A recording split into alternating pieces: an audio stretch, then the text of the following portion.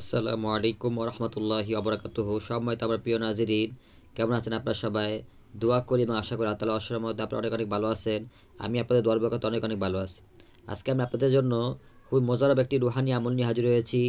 আপনারা যারা রুহানি আমল খোঁজেন, রুহানিয়তের আমল করতে চান, রুহানি শক্তি বৃদ্ধি আপনাদের হচ্ছে না, তারাই আমলটি করতে পারেন। ইনশাআল্লাহ আপনাদের রুহানি শক্তি বৃদ্ধি পাবে, আপনারা আমল করে মজা পাবেন এবং রুহানিয়তের অদ্বিতীয় একটি আমল বলতে পারি আমি। আপনারা এই আমলটি করুন, ইনশাআল্লাহ আপনারা ফায়দা পাবেন। কীভাবে আমল করবেন এখন আপনারা বুঝে নিন। আপনারা এই আমলটি তারাই করবেন যারা চান মানুষের দিলের মধ্যে বাদশাহী করবেন, আল্লাহর সৃষ্টি মাখলুকাত তার সামনে নত হবে, তারাই আমল করবেন। এক কথা আপনাদের সমস্ত কিছু এই আপনাদের রুহানিয়ত বৃদ্ধি করার জন্য এবং আপনারা বাদশাহী করার জন্য এই আমলটি করতে পারেন।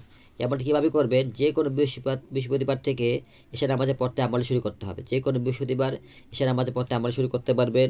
প্রথমে আপনারা কয়েকবার ইস্তেগফার পড়বেন এবং 11 বার দুরূদ শরীফ পড়বেন। পড়ার পরে আপনারা সূরাতুল ইয়াসিন শুরু করবেন। সূরাতুল ইয়াসিন শুরু করবেন যখনই আপনারা সালামুন কাওলাম মির রব্বির রহিম এই আয়াতে আসবেন, তখন শুধুমাত্র এই আয়াতটি 141 বার পড়বেন। মানে সালামুন কাওলাম মির রব্বির রহিম এই আয়াতটি 141 বার পড়বেন এবং আপনারা পুরোপুরি সূরা ইয়াসিনটা মোকাম্মাল শেষ করবেন। শেষ করার পরে আপনারা আবারও 11 বার দুরূদ শরীফ পড়বেন এবং আপনারা আল্লাহ তাআলার দোয়া করতে পারেন, কবুলাতে দোয়া করতে পারেন, আপনার রুহানি শক্তি বৃদ্ধি দোয়া করতে পারেন। এভাবে আমল করবেন। কিছুদিন আমল করলে ইনশাআল্লাহ কিছুদিনের ভিতরে আপনাদের আপনাদের এই আমলে তাসির পয়দা হবে, রুহানি শক্তি বৃদ্ধি পাবে, বুঝতে পারবেন আপনার ইনশাআল্লাহ। কিছুদিন করেই বুঝতে পারবেন।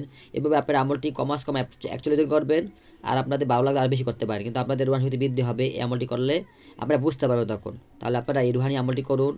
কোথাও বুঝতে সমস্যা হলে কমেন্ট করবেন, ভিডিওটি শেয়ার করে দেবেন এবং আমার জন্য দোয়া করবেন। আসসালামু আলাইকুম ওয়া রাহমাতুল্লাহি ওয়া বারাকাতুহু।